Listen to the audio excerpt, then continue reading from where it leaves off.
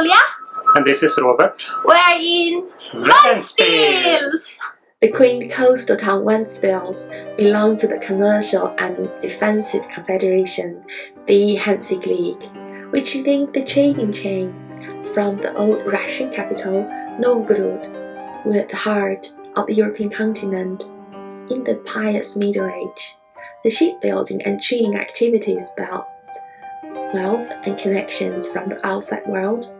The rail from here to Moscow witnessed the town's importance for the commercial development in the Russian Empire. We came here to visit the Soviet Radio Astronomy Center, which was founded in 1974 by the Soviet military. This was once the most secretive place in the Soviet Union, Irbene. And today we're going to take you on a tour through its secretive telescope. Also, this ghost town, which was populated by the most admired officers and the ingenious engineer back in the Red Era.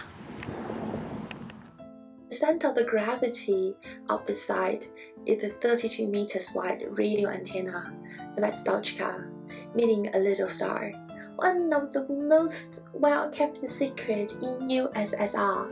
The diameter of this radioscope is designed to receive the signals with low signal-to-noise ratio, since the angular resolution is a function of the diameter of the object in proportion to the wavelength of the incoming electromagnetic radiation.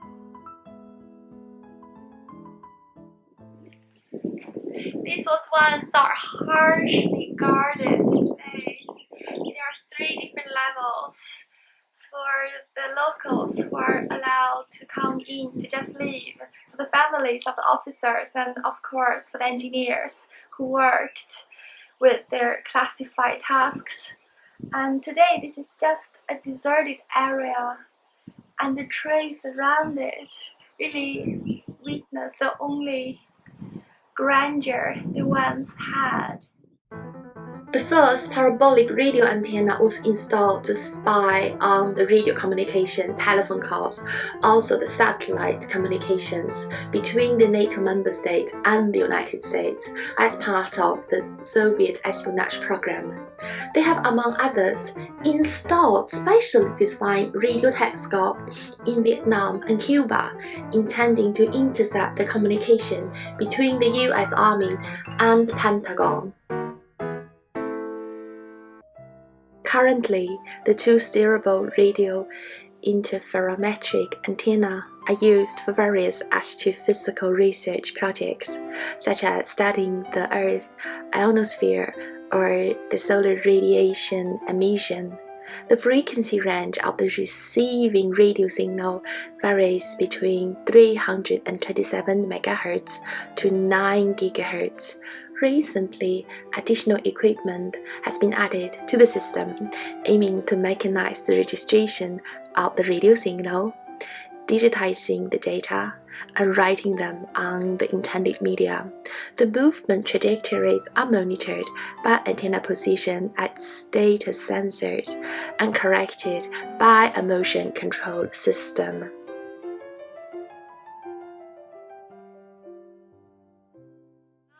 The life was simple here. They had a culture center in which they had a mini movie theater which showed some nice Soviet propaganda movie each and every Saturday, and there's a small school the kids could stay and be educated until they are in their early teenage years. But at the same time, the solemnity of this place is still so extremely striking.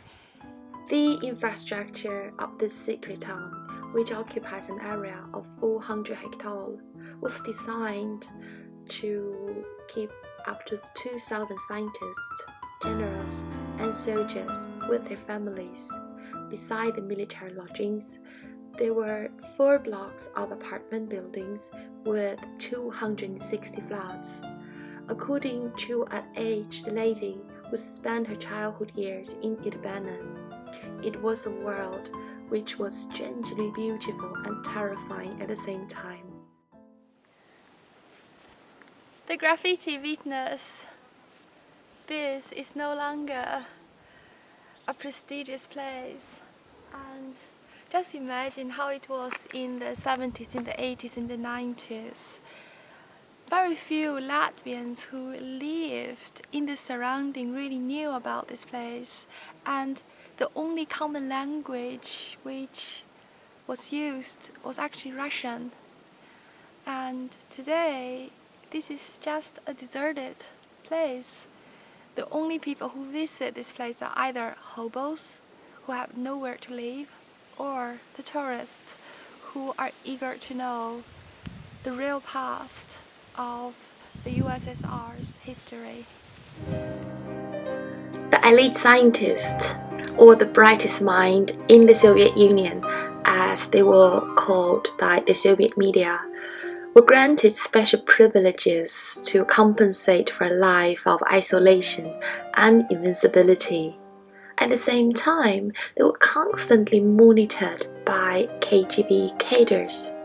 According to our young guide, the grocery shop in this secret town carried various luxurious food from far near, and the residents were often treated to more frequent time out from work.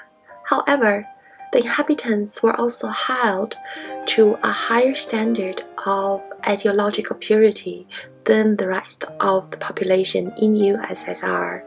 Their freedom of movement was severely restricted. What is the obvious flaw when living in this closed society? They had very limited opportunity to exchange their ideas with the international community of scientists and engineers from the West, who did not agree with their conclusions and were willing to argue patiently. Furthermore, the obvious hierarchical structure prevented the workers with lower education to confront the ideas which were articulated by the brightest mind.